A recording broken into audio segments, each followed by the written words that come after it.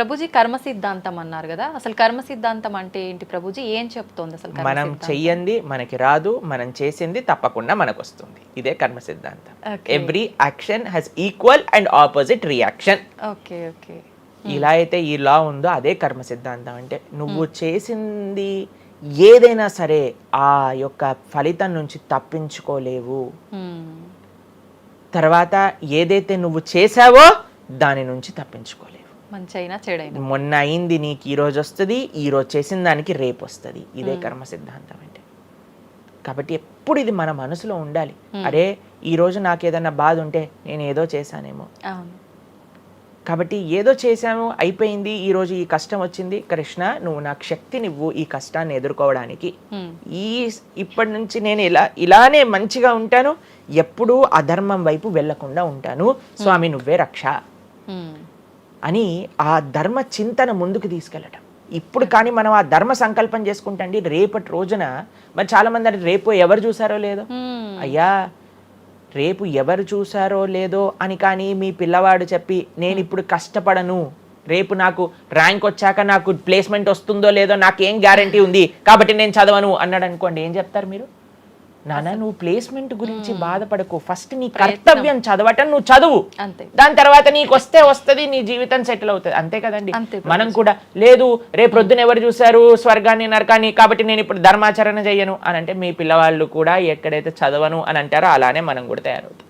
చాలా మంది అండి పెద్దవాళ్ళు పిల్లలకి మాత్రం మంచి నీతులు చెప్తారు, కానీ వాళ్ళ దగ్గరకు వచ్చేసరికి వాళ్ళు ఆచరించడానికి రెడీగా ఉండరు అనమాట. కాబట్టి మీరు ఒక్క విషయాన్ని ఆలోచించండి, మీరు ఏం చెప్తున్నారో అది మీరు ఫాలో అవుతున్నారా? పెద్దలు ఫాలో అవుతేనే అది పిల్లలు ఆచరిస్తారు, లేకపోతే ఆచరించరు. పిల్లలకి స్కూల్ ఎలానో మనకి భగవంతుడి యొక్క సృష్టి చేసిన ఈ ధర్మం అలాంటిది.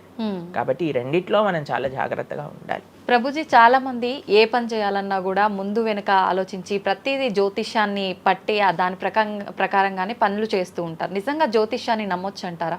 జ్యోతిష్యం 100% కరెక్టే, కానీ జ్యోతిష్యాన్ని నువ్వెంత సీరియస్గా తీసుకోవాలి అది ఆలోచించాల్సిన విషయం. జ్యోతిష్య శాస్త్రం అది, శాస్త్రం ఎప్పుడూ కూడా కరెక్టే, కానీ మనకి ఎంత అవసరం అది. ప్రతిరోజు ప్రొద్దున లేవంగానే రాశి ఫలాలు ఏమైపోయాయి అని కొంతమంది చదువుతూ ఉంటారు. ప్రతి చిన్న విషయానికి ఈ రోజు ఏమైంది, ఈ రోజు ఎలా ఉంది, ఆ రోజు ఎలా ఉంది, సండే పేపర్లో వచ్చింది ఇంకా ఈ వారం ఎలా ఉండబోతుంది, ఇవన్నీ నీకు అవసరం లేదయ్యా. నువ్వు ధర్మాచరణ చెయ్యి, భగవంతుడి పట్ల నమ్మకం పెట్టుకో, ఆయన చూసుకుంటాడు. భక్తులు ఎవరు కూడా అలాంటి విషయాలని సీరియస్గా తీసుకోరండి.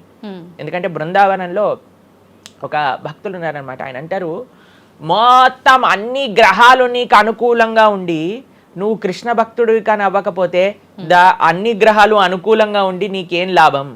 తర్వాత అంటాడు, అన్ని గ్రహాలు ప్రతికూలంగా ఉండి కానీ నువ్వు కృష్ణ భక్తుడు అయితే ఏవి నిన్ను ఏం చేయలేవు.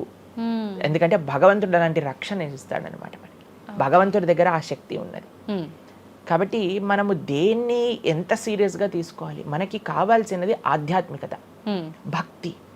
భగవంతుడి గురించి విన్నామా, భాగవత రామాయణాదులు శ్రవణం చేశామా, స్వామికి ఆరాధన చేసుకున్నామా, ఆలయానికి వెళ్ళామా, గోసేవ చేశామా, ధార్మికంగా ఉన్నామా, ఎవరికి ఏం చెడు చేయలేదా, మంచి అందరి గురించి కూడా మంచి ఆలోచిస్తున్నామా, ఒకళ్ళతో మంచిగా మాట్లాడుతున్నామా, ఎవరికి చెడు చేయట్లేదా, ఇంతవరకు నీ ఆలోచన ఉంటే సరిపోతుందండి. ఈ ధర్మ చింతన మనకు కావాలి. అంతేకాని ఏమవుతుంది, నా రాసి ఏంటి, ఇదేంటి, ఇప్పుడు అంత పిచ్చి జనాలకి ఎలా పెరిగిపోయిందంటే ఒకళ్ళు అంటారు ఈ ఉంగరం పెట్టుకోమంటారు, ఒకళ్ళు అంటారు ఇలా నీ పేరు రాయి అంటారు, ఒకళ్ళు అంటారు నీ పేరులో ఏ ఏ ఏ ఏ ఎక్స్ట్రా రాయమంటారు. ఇవన్నీ ఏంటి మారిపోయాయి? ఇవన్నీ మార్చుకొని నీ ఆచరణ కానీ మారకపోతే, నీ థింకింగ్ కానీ మారకపోతే, నీ ధర్మం పట్ల ఉండే అనిరుక్తి కానీ పెరగకపోతే ఇవన్నీ చేసి ఏం లాభం? కాబట్టి మనం ఎసెన్స్ ఆఫ్ ధర్మ భగవంతుడి ఆరాధన. సవై పుంసాం పరో ధర్మో యతో భక్తిర్ అదోక్షజే. అటువంటి స్వామిని ఆశ్రయించటంలో మన టైం పెట్టాలి, కానీ ఇలాంటి చిన్న చిన్నవి చూసుకోవటం, వీటి కోసం మనం సమయాన్ని వేస్ట్ చేసుకోవటం మంచిది కాదు. జ్యోతిష్యం కరెక్టా? 100% కరెక్ట్. నీకెంత కావాలి అది నువ్వు ఆలోచన చేసుకో. పెళ్లి చేసుకోవాలి, గృహ ప్రవేశం చేసుకోవాలి, ఏదైనా పెద్ద పెద్ద ఉంటే అప్పుడు మీరు చూడాలి ముహూర్తం, వివాహం చేసుకోవటం కానీ లేదా ఏమంటాం మన గృహ ప్రవేశాది పెద్ద పెద్ద కార్యములకి చూసుకొస్తే ప్రతిరోజు, ప్రతి క్షణం, ప్రతి వారం, ప్రతి నెల చాలా ఇవి మందికి చూసుకోవాల్సిన పొద్దున్నే అవసరం. చూడండి అసలు రోజు గడవదు. ఇలాంటి పిచ్చి పనులు ఆపాలి ఫస్ట్. ప్రొద్దున పూట లేచి భగవంతుడి దగ్గరికి వెళ్ళి భగవంతుడికి నమస్కారం చేసి జపం చేసుకొని ధ్యానం చేసుకొని ఆలయానికి వెళ్ళి దర్శనం చేసుకొని భగవత్ చింతనలో ఉండండి. రోజులో ఏ కష్టం వస్తుందో దాన్ని ఎలా ఎదుర్కోగలో ఆ శక్తిని వస్తుంది. అంతేగాని ఏమున్నాయి రాశి ఫలాలు చదవటం వల్ల ఏం అవ్వదండి. కాబట్టి సొల్యూషన్ పైన కాన్సన్ట్రేట్ చేయండి, ప్రాబ్లం కోసం విశ్లేషణ చేయకూడదు. ఓకే ప్రభుజీ, చాలామంది ఇంట్లో నెగిటివ్ ఎనర్జీస్ ఉన్నాయి, దయ్యాలు తిరుగుతున్నాయి, లేదంటే ఎవరైనా ఒక పర్సన్కి దయ్యం పట్టింది అని చెప్పి చాలామంది ఎవరు ఇట్లా పంతుళ్ళు అట్లాంటి వాళ్ళ దగ్గరికి, మాంత్రికుల దగ్గరికి తీసుకెళ్ళడము, వాళ్ళు వదిలిస్తారని చెప్పటము, ఆ దయ్యం వీళ్ళని చాలా పీడిస్తుంది అని చెప్పడం, ఇలాంటివి చాలా వింటుంటాము సహజంగా. ఇదంతా నిజమే అంటారా ప్రభుజీ? అసలు దయ్యాలు అనేవి ఉన్నాయంటారా? ఆత్మలు, దయ్యాలు ఇవన్నీ ఉన్నాయండి, అది లేవు అని చెప్పలేము, ఉన్నాయి తప్పకుండా. ఎలా అయితే మీరు నెగిటివ్ ఎనర్జీ అంటారు కదా, నెగిటివ్ ఎనర్జీ ఎక్కడికి వస్తుందో తెలుసా అండి? నెగిటివ్ పీపుల్ దగ్గరికి వస్తుంది. ఎవరైతే ఎమోషనల్గా, ఎవరైతే స్పిరిచువల్గా, ఎవరైతే ఫిజికల్గా వర్నలబుల్గా ఉంటారో వాళ్ళ దగ్గరికి వస్తుంది. ఎవరైతే ఇంట్లో భగవద్ ఆరాధన ఉండదో, పూజ రూమ్లో ఏమీ లేకుండా చాలామంది ఇప్పుడు మాకు చాలా విచిత్రం అనిపిస్తుంది కొన్నిసార్లు.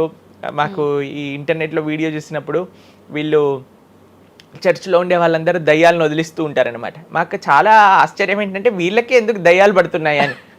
కాబట్టి ఎందుకు దయ్యాలు ఎవరైతే పర్సనాలిటీస్లోకి వెళ్తాయో తెలుసా అండి? ఎవరైతే క్లీన్లీనెస్ మెయింటైన్ చేయరో, ఓకే, ఎవరైతే సమయానికి స్నానం చేయటం కానీ, సమయానికి శుచిగా శుభ్రంగా ఇల్లు శుభ్రంగా ఉంచుకోవటం కానీ, దేవాలయంలో భగవంతుడి యొక్క మూర్తులకి చక్కగా ఆరాధన చేసి ధూపం, దీపం, నైవేద్యం, తోరణం, ఉత్సవాలు, పండగలు, యజ్ఞాది యాగాదులు ఇవన్నీ ఉన్న చోట ఎప్పటికీ నెగిటివ్ ఎనర్జీ అనేది ప్రవేశించలేదు.